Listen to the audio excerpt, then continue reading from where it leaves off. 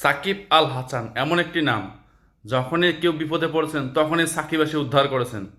ক্রিকেটে বলুন, রাজনীতিতে বলুন, কিংবা বিসিবির কমিটিতে বলুন, যখনই যারা বিপদে পড়ছেন সাকিবকে ব্যবহার করে তারা উদ্ধার হয়েছেন।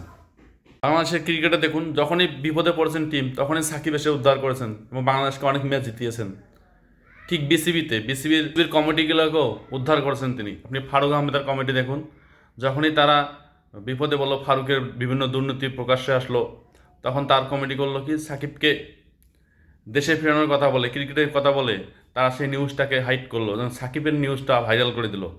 ঠিক তার পরের কমিটি বুলবুল আহমেদের কমিটি দেখুন, তারা যখন ওয়ার্ল্ড কাপ খেলতে গেল না, ওয়ার্ল্ড কাপ খেলার পরিবর্তে তারা সাকিবকে নিয়ে পড়ে থাকলো। তারা বারবার মিডিয়ার সামনে আসে বললো যে সাকিবকে দেশে ফেরাচ্ছে, সাকিবকে ফেরাচ্ছে। এবং তাদের পরিচালকরাও বলল, বিশ্বকাপ না খেলার যে প্রতিক্রিয়া জনমনে, সেটাকে হাইড করার জন্য তারা সাকিবের নিউজটা সামলে নিয়ে আসলো এবং সাকিবকে দিয়ে সেটা মনে করেন যে হাইড করে দিল বিশ্বকাপ না খেলার ইয়াটা। পরবর্তীতে যখন অ্যাডাপ্ট কমিটি আসলো, সবাই এই কমিটি নিয়ে অনেক কথা বললো, কিন্তু তারা আসে করলো কি, প্রথম বৈঠকে এসে বললো তারা সাকিবকে ফেরাবে, কারণ তাদের যে কমিটিটা, অবৈধ কমিটিটা, সেটাকে হাইড করার জন্য তারা সাকিবের কথা প্রকাশ্যে নিয়ে আসলো। তামিম ইকবাল কমিটিতে আসার আগে, পরিচালক হওয়ার আগেই, বোর্ড সভাপতি হওয়ার আগেই তিনি বলেছিলেন একটা ব্রডকাস্টে গিয়ে যে সাকিবের যে মামলাগুলো আছে, এই মামলাগুলো মিথ্যা মামলা। ঠিক আছে, তিনিও নিজেও বলেছেন। এতে গেল বিসিবি। এবার রাজনীতির দিকে দেখুন, সাকিব নিজেও আওয়ামী লীগ সমর্থক, সেহেতু আওয়ামী লীগ তাকে দিয়ে সুবিধা নিবেই, এটাই স্বাভাবিক। আপনি নির্বাচনের আগে দেখুন, আমাদের মাননীয় ক্রীড়া প্রতিমন্ত্রী সাকিবকে নিয়ে কী বক্তব্য দিয়েছেন।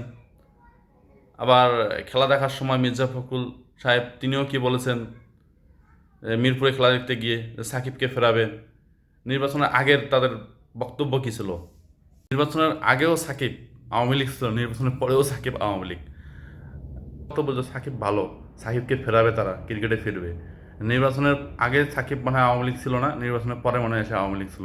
ভাই, সে নির্বাচনের আগেও আওয়ামী লীগ ছিল, পরেও আওয়ামী লীগ, এটাই স্বাভাবিক। তাকে আপনি নির্বাচনের আগে ফিরাইতে চাইলেন, এখন নির্বাচনের পরে আসি ফিরাবেন না। নির্বাচন শেষ, সব কিছুই শেষ। আর উপদেষ্টার যে সরকার ছিল, তারাও যখন বিভিন্ন চাঁদাবাজ দুর্নীতিতে পড়লো, তারাও তখন সাকিবকে ফেরানোর কথা বলে তারা ওই চাঁদাবাজিটার যে নিউজগুলো, ইয়াগুলা, এগুলো তারা ধামাচাপা দিয়ে দিল সাকিবের নামটা ব্যবহার করে।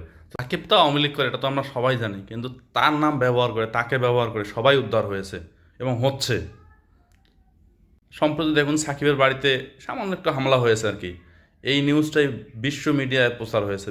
ইন্ডিয়া বলেন, রাইটার্স বলেন, বিবিসি বাংলা বলেন, তারপর আল জাজিরা বলেন, বিভিন্ন গণমাধ্যমে সাকিবের বাড়ির উপর হামলা এটা উঠে আসছে।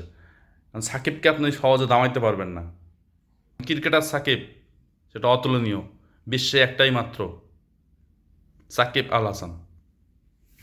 সাকিবের নামটা ব্যবহার করে তো সাকিবকে নিয়ে সবাই সুবিধা নিয়েছেন ভাই। দিন শেষে সাকিব একটাই, বিশ্বে ওই সাকিব একটাই।